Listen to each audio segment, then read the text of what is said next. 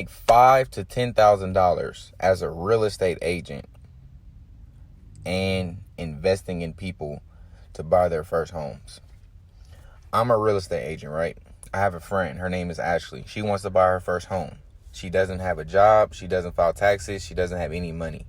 But she wants me to loan her the money for her down payment, and I become a partner, a lender in her home. So if she defaults on the loan, the house becomes mine.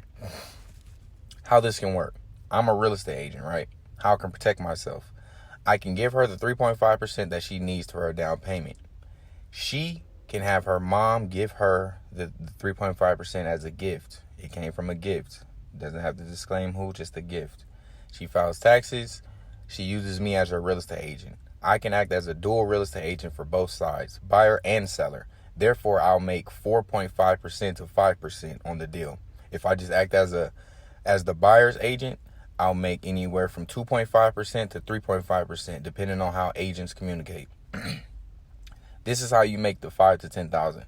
When you originally give Ashley the 3.5% for her down payment, this is where you need to try your best to become the dual agent, where you're enacting on the seller and the buyer's behalf. And then that way you can recoup 5%.